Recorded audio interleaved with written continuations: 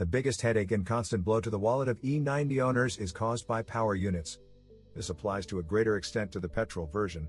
So if you were going to buy an E90 second-hand, then first of all pay attention to the condition of the internal combustion engine.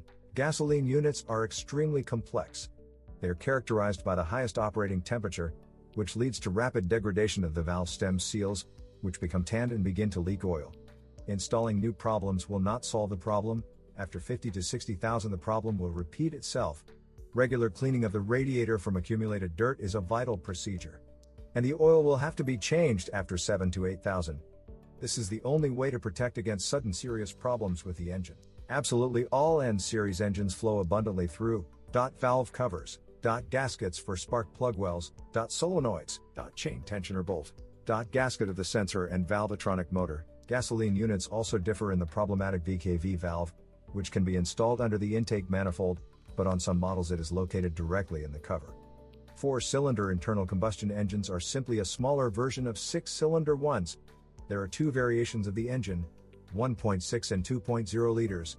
The N45 internal combustion engine has been installed on the E90 since 2004, but cars with this engine are not available in all markets, and the forced 2.0-liter variation for the 320C is completely rare.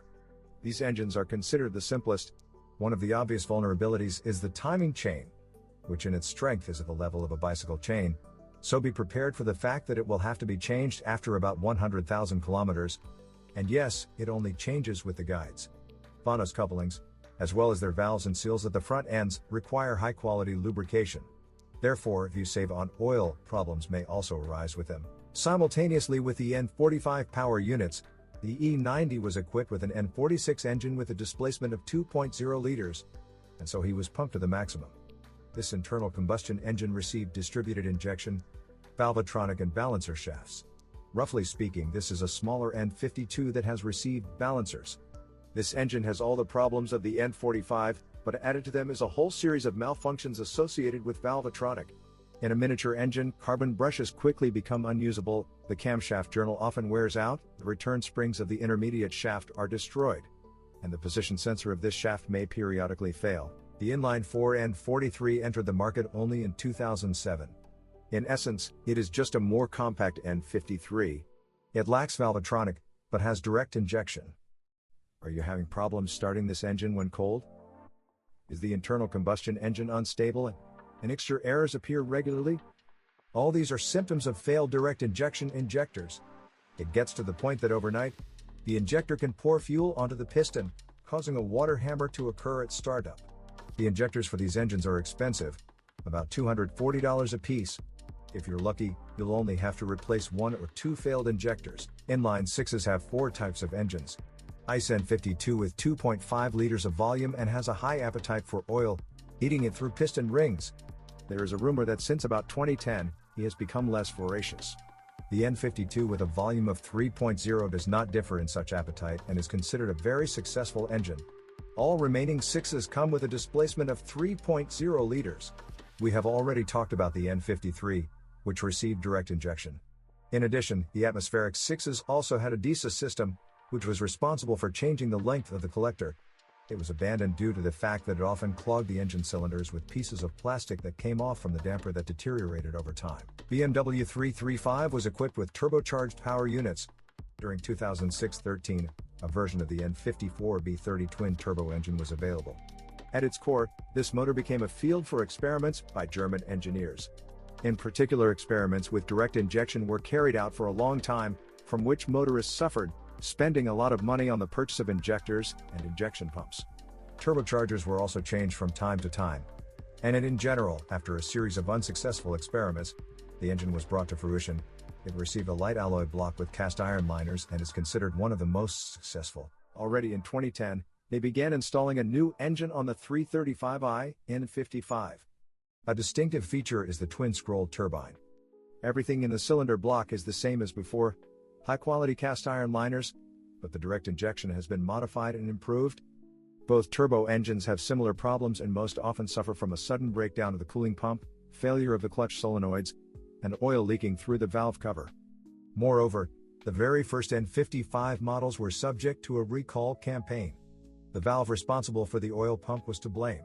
Many car enthusiasts and BMW fans are sure that this valve is to blame for the fact that on many N55 engines the liners rotated and the crankshaft broke off. The E90 was equipped with 4 types of diesel power units, M47 and M57, and in addition the brand new N47 and N57. They have one thing in common, a high-quality and very durable Bosch fuel system.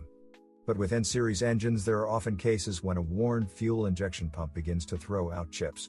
In addition, the N47 engine with 160 horsepower, as well as the N57 internal combustion engine, more powerful than 230 horsepower, do not have the best piezo injectors, which are not so easy to repair. All diesel units also suffer from malfunctions of the swirl flaps. Over time, the plastic petals become brittle and their particles begin to get into the cylinders. There are also frequent cases when it clogs the intake channels. On the N47 engine, there were cases when the metal axle burst and pin fragments became clogged in the space between the piston and the cylinder head. On diesel engines installed on the E90, the timing chain drive is located at the rear. Separately, it is worth mentioning the unsuccessful 4-cylinder engine with the most notorious chains. There was even an anti-record recorded when the new chain broke after 50,000 miles. New chains installed on N47 can easily withstand about 150,000. But on the N57-6 and on later M57 engines, the chains can withstand 250,000. BMW installed automatic transmissions on the E90 from 2 companies, ZF and GM. Thus the 6L45 box can be seen paired with gasoline power units from N43 to N52. But these same engines, and in addition to them a 2.0 turbo diesel, were paired with ZF 6HP19 and 6HP21 transmissions. But the powerful N53 N55 engines only worked with the 6HP21 automatic transmission. And the Schest-Erneuert-Vossat and Schest-Erneuert-Vossat boxes were installed on diesel internal combustion engines with a volume of 3.0 and more powerful than 218 horses. In general, automatic transmissions on the E90 are distinguished by their reliability and are capable of driving about 300,000 without much headache. The only thing is that ZF boxes sometimes start leaking on the pallet. And yes, do not forget that the pan on a 6-horsepower automatic transmission on a BMW needs to be changed when replacing the transmission fluid, since the filter is installed directly in it. The company's engineers are especially proud of the high-quality electrical equipment in the cabin. A drive is beyond praise here. The only thing that makes itself felt is the slight creaking of the ventilation motor, but just lubricate it and the unpleasant sound will disappear.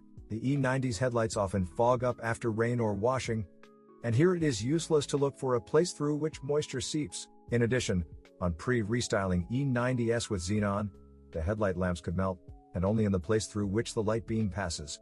There is an opinion that this happens due to contamination of the lampshade. On the vast majority of E90s, the headlight washer nozzles leak. Fortunately, car enthusiasts have found a way to solve this problem. They need to add a T with a check valve that does not allow water to flow by gravity through the nozzles, but in models with electric folding mirrors, you can see another problem typical for BMW, the headlight housings fold in the opposite direction. Fortunately, this problem is solved by lubricating the hinge and stopper. The wires routed through the trunk lid using a rubber sleeve often crack and may even break, causing trunk consumers to be disconnected. BMW E91 station wagons have the same problem as their E61 brother. Water kills the rear window lift button, the central locking antenna, and the wiper mechanism becomes sour. Cars with a panoramic roof will have to clean the drainage pipes regularly. Even in the sleeve between the body and the trunk lid, the wires often fray, which is why the electronics are completely disabled. It is also not uncommon for the trunk door lock to stop functioning due to broken wires. In general, the front suspension of this model does not require special attention. The front suspension is somewhat reminiscent of the design used by German engineers back on the E60. Classic McPherson strut with split lower control arm. The steering knuckle rests on a pair of ball joints, characterized by an increased service life. It is not uncommon to see factory levers on an E90 that has driven over 200k. Most often, the silent block of the rear lever is the first to fail to withstand the load, but the stabilizer struts will have to be changed quite often, approximately every 50 to 60,000. Do not forget about the peculiarity of the front springs. Their diameter of the lower coil is noticeably smaller than that of the upper ones. What becomes noticeable when the lower turn breaks? This causes the car body to go down as much as possible, and from the outside it may seem that there are simply no springs. Failure of springs on the E90 is quite a common situation, especially in the case of rusted springs. A well-made unit with a decent resource, but a lot depends on operation. For example, if you drive the E90 exclusively around the city, the rack is constantly working under load. In the absolute majority of E90 models, the rack is equipped with an electric booster, which has a problem inherent in all mechanisms of this type. Moisture seeps through the steering shaft into the housing with the sensor. This causes the sensor to stop working and disable the steering rack. In rare cases, it can be revived, but not every workshop will undertake such repairs. The most powerful versions of the E90 were equipped with a steering mechanism with a hydraulic rack. The problem lies in the power steering pump, which, when broken, begins to clog the entire system with chips. These shavings will quickly kill both the rack and even a brand new pump if you forget to wash the hydraulics. In rare situations, on the E90 it is necessary to change the steering cardan because excessive play appears in it. The cardan, as well as the elastic coupling of the E90, rarely make themselves felt, especially on models with a 4-cylinder engine. Unless the grease in the joints is completely dry, the cardan begins to click noticeably. The problem can be solved with good lubrication. If the rear shock absorbers were changed on the E90, then it is worth changing their support, which consists of a massive nut and a steel plate that fits onto the shock absorber rod.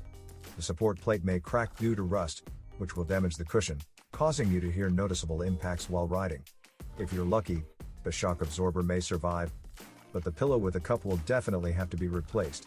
The bump stop, like the thick rubber support bushing, is resistant to wear and hardly makes you remember its existence. The greatest load falls on the silent block, the floating joint of the lower wishbones. At the slightest wear, it immediately makes itself known. The car makes a loud creaking sound. The bushings and rods of the rear stabilizer are common consumables, so they will have to be changed with enviable regularity. Often, E90 axle seals begin to leak. Many inexperienced car enthusiasts have killed their gearbox just because the oil completely leaked out of it. So you shouldn't ignore gearbox fogging. The E90 with all-wheel drive is equipped with a special ATC 300 gearbox, which was also installed on the E60. So here you will see similar problems: wear of the needle bearing, pressure feet and clutch piston, failure of the oil pump, and ultimately, the death of the entire mechanical component of the box. So, if while driving at low speed, about 40 kilometers per hour, you start to feel kicks and a loud buzzing sound, it's time to go to the nearest service station and have your car repaired. If errors occur in all-wheel drive and brakes, the clutch servo drive will need to be replaced or restored. Usually the electric motor breaks down, but there are also cases where the components of the gearbox wear out. ABS master rings are located on the rear axle shafts. In cars with an impressive mileage, due to exposure to road chemicals, they begin to rust and increase in size due to corrosion.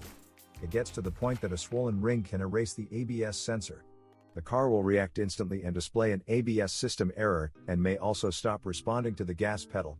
Original drive discs are sold only with axle shafts. Another controversial decision of German engineers was the installation of a power cable outside. From the battery niche, the cable exits through a special hole to the outside, where it is connected to the internal two connections. Because of this solution, the terminals quickly oxidize, and this leads to a complete shutdown of the power supply.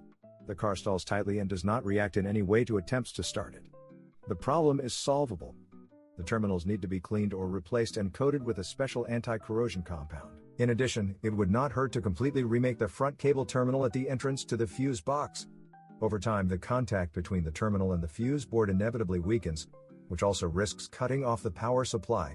Because of this, the fuse box may melt and the cable itself may burn out.